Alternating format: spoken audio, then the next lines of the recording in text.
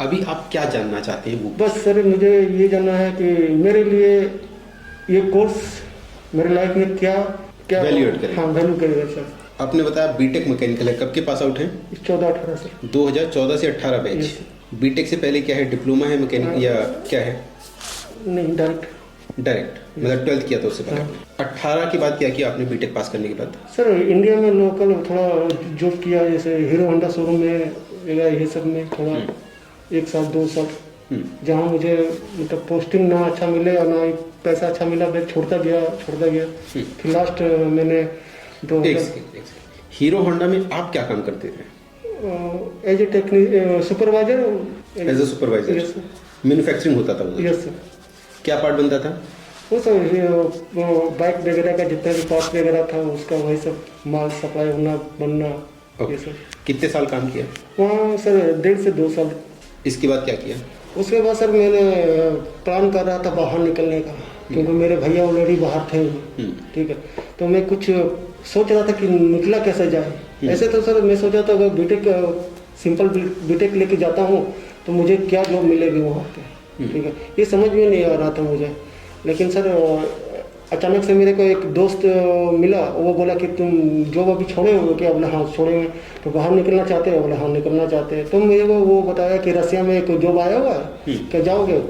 तो मैंने कहा कि क्या पोस्ट है, क्या है उसमें? तो उसने कहा कि सुपरवाइजर का जॉब है और तुम बीटेक किए हो तो तुमको ये सुपरवाइजर का जॉब मिल सकता है। सुपरवाइजर किस चीज़ का सुपरविजन करते थे आप? वो सर मेरे नीचे मेरे अंडर में कम से कम 15-20 एज ए मतलब वेल्डर, टेक्नीशियन, हेल्पर, ये सब मेरे अंडर में वो काम करते। तो मैं उनका सारा रिपोर्ट लेकर इंजीनियर को देता था। कुछ मैन्युफैक्चर होता था, फैब्रिकेशन था, क्या वो था? शिप यार्ड कंपनी थी। वो कंपनी हमारे वो मटेरियल वगैरह देती थी और हम टोटल असेंबल करके A to Z कंपनी को हैंड ओवर कर देते थे। तो इसके बाद आपको एनडीटी के बारे में सबसे पहले किसने बताया? सर वहाँ पर रसिया में काम कर रहा था तो वहाँ पे एक बहुत बड़े इंजीनियर थे, तो उनको पता चला मेरे एजुकेशन के बारे में।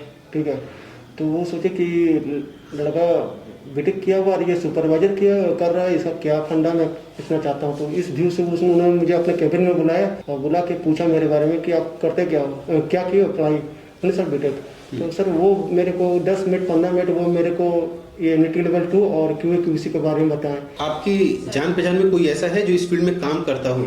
मेरे एक भैया हैं, अपने भैया, बड़े भैया हैं जो अभी सऊदी में हैं, और वो इसी आज से 8-9 साल पहले ये कोर्स QA QC और NIT लेवल 2 करके गए हुए थे। तो आपको तो कुछ पूछने की जरूरत ही नहीं, आपके सामने जीता जाता एग्जाम्पल है। वो तो है सर, लेकिन सर थोड़ा उनसे पूछने में मुझे अच्छा नहीं लगता है कि सर वो अपने मेहनत से अपने खुद, मैं भी चाहता हूँ कि मैं खुद से कुछ कर सकूँ।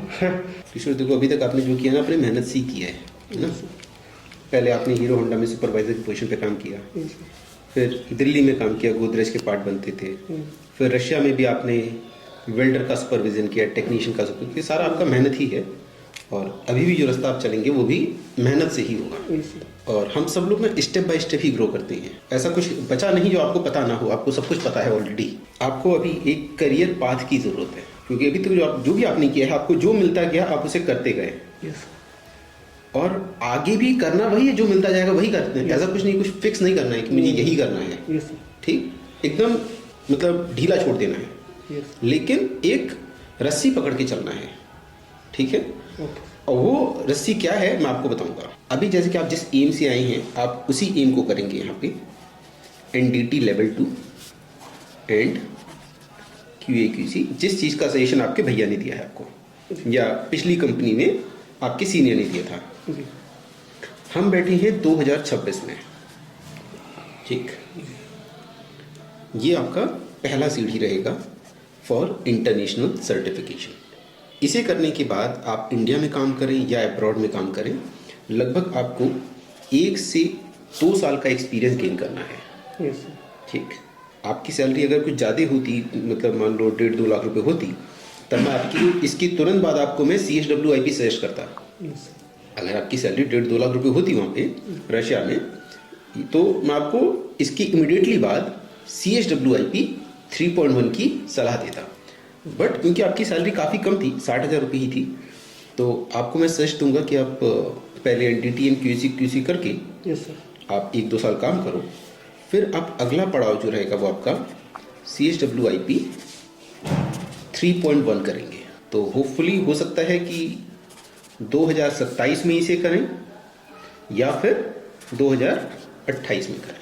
कोई जल्दीबाजी नहीं करना है, यस सर। ठीक है। पहले NDT QAQC जितना भी सीखेंगे इनको ग्राउंड लेवल पे आपको एक्सपीरियंस गेन करना है, ठीक। ऐसा नहीं करना कि भाई NDT हो गया आप तो तुरंत CSUP कर लो, राइट। यस इत्मीनान से काम सीखिए फिर CSUP करिए।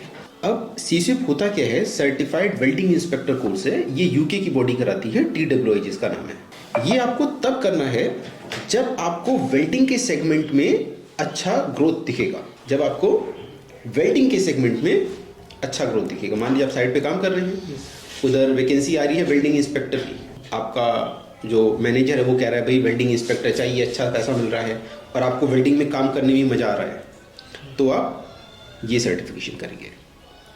दूसरा है आपको पाइपिंग में ग्रो करना है अगर, यस तो उस केस में क्या करेंगे आप API 570। अच्छा Right. सर क्या NDT लेवल 2 और QAQC करने के बाद ये करना या फिर ये स्टेप फिर उसके बाद ये? देखिए कायदे में स्टेप तो यही बनता है, पहले NDT level 2 plus QAQC, yes sir. फिर आप CHWIP करें, अच्छा फिर आप API 570 के लिए जाएं। वो पाइपिंग लाइन के लिए? हाँ, अच्छा अच्छा जो अगर हम कहें ना सीढ़ी एक एक सीढ़ी करके चढ़ना, तो वो यही है, जी यस राइट। यस लेकिन अगर कोई कहता है कि नहीं मुझे यही करना है, तो कस्टमर जो कहेगा हम वो कर देंगे, लेकिन ये हमारा सलाह नहीं होता है, नहीं सही। समझे आप। Yes. तो क्या है, यही आपको करियर पाथ अच्छा फॉलो करना है। इसके बाद क्या कर सकते हैं आप, इसके बाद आप CHWIP 3.2 कर सकते हैं। फिर क्या कर सकते हैं आप, B-Gas कर सकते हैं या फिर नेस कर सकते हैं। B-Gas नेस के बारे में कुछ आइडिया है आपको? नहीं नाम तो सुना हुआ सर। तो होता क्या है, ये हम लोग जो पेंट करते हैं ना, अच्छा तो पेंट का इंस्पेक्शन करने के लिए ये कोर्स होता है। कोटिंग इसी को बोला जाता है क्या सर? पेंटिंग कोटिंग इसी को बोला जाता है, राइट। तो जो B-Gas है ये ब्रिटिश बॉडी कराती है, UK की बॉडी कराती है। नेस जो है ये अमेरिकन बॉडी कराती है। अच्छा, तो ये दोनों में बेस्ट कौन सा रहता है सर? दोनों ही बेस्ट है, आपको ये नहीं सोचना क्या बेस्ट है। अब मान लो आपको जिस कंपनी में काम कर रहे हो वो अमेरिकन स्टैंडर्ड फॉलो कर रही है, तो आप क्या करोगे, नेस करोगे। अच्छा आप जिस कंपनी में काम कर रहे हो वो यूरोपियन स्टैंडर्ड फॉलो कर रही है, ब्रिटिश स्टैंडर्ड फॉलो कर रही है, आप B-Gas करोगे। अभी डिसाइड नहीं करना है कि आपको B-Gas करना है या नेस करना है। नहीं हाँ, वो जब आप उस लेवल पहुंचेंगे, उस समय पहुंचेंगे तब में उस समय क्या बेहतर रहेगा आप वो डिसाइड करेंगे। अब इसमें जो मैंने API 570 बोला था, यस API के 11 तरीके के कोर्स होते हैं टोटल। कितने? ठीक है 11 तरीके के कोर्स। अब होने को तो बहुत सारी चीज़ें हैं, लेकिन अगर जितने कोर्स लिखे हैं ये लगभग 11 तरीके के ये हो गए, 12, 13, 14, 15, 16, राइट। अगर आप इनको ही एक एक साल 2-2 साल के गैप पे करेंगे तो आपका रिटायरमेंट आ जाएगा, लेकिन ये सर्टिफिकेशन खत्म नहीं होंगे।